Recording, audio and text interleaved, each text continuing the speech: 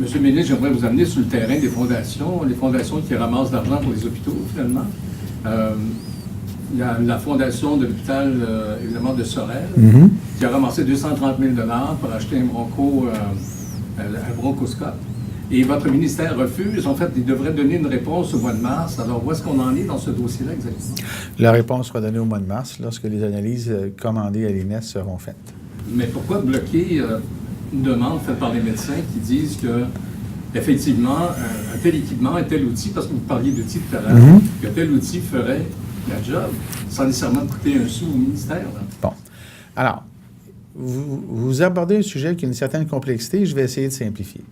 Nous, comme gouvernement, avons l'obligation de gérer non seulement l'achat d'équipements, mais l'opération de ces équipements-là d'une façon qui est, en premier lieu, optimale sur le plan budgétaire.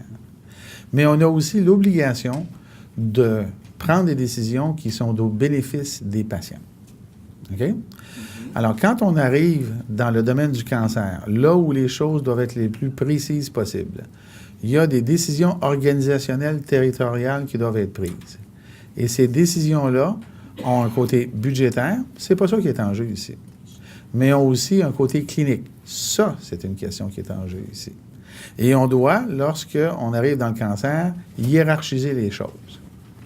C'est pas vrai que tout le monde peut avoir un chirurgien qui fait du cancer pulmonaire dans tous les hôpitaux du Québec. Alors, il y a une science qui existe qui dit que, voici, dans le cancer, là, il doit y avoir une hiérarchisation des services. Des services qui commandent des masses critiques pour garantir une qualité optimale. C'est ça qui est l'enjeu ici, là. La qualité optimale, ce n'est pas la présence d'un équipement, mais bien l'assurance que l'équipement en question va être utilisé dans les meilleures conditions possibles. Pas la température, la lumière dans la pièce, là. Clinique. Alors, je vais juste terminer mon point parce que je ne l'ai pas terminé. Alors, dans ce domaine-là, premièrement, on ne parle pas d'un bronchoscope. On parle d'un appareil qui combine l'endoscopie et l'échographie pour faire des procédures invasives. Et il se trouve que les experts considèrent qu'on doit, pour maintenir une compétence et donc garantir aux patients un niveau de soins approprié et sans danger, qu'il doit y avoir un volume minimal d'examens faits. Les experts l'établissent. La réalité montre qu'il n'y a pas ce volume-là pour le moment dans les analyses qui ont été faites à date. La demande qui a été faite à l'INES est une contre-vérification des données qui ont été à date produites.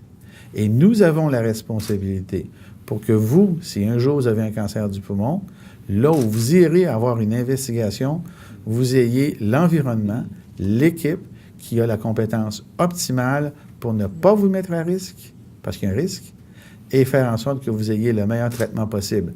Ça s'appelle gérer de façon responsable. Maintenant, je vais terminer là-dessus. Il arrive que des médecins, pour toutes sortes de raisons, que je comprends, veuillent avoir accès à telle et telle technologie. Bien, cette démarche-là, elle est attirante pour les fondations qui se font attirer par ça. Et c'est triste, mais c'est la raison pour laquelle on demande aux fondations de consulter les administrations avant pour voir si c'est approprié d'aller dans cette direction-là. Et dans le cas qui nous occupe et vous occupe, l'INES va trancher. Si l'INES va dans le sens de le mettre, on va le mettre. Si l'INES va dans le sens contraire, on ne le mettra pas. Mais ça, ce n'est pas une décision d'émotion, c'est une décision de raison. Ma job, c'est la raison. J'aurais d'autres questions là-dessus, mais... Bien, je peux vous assurer que dans ce que je viens de vous dire, vous avez la réponse à toutes vos questions.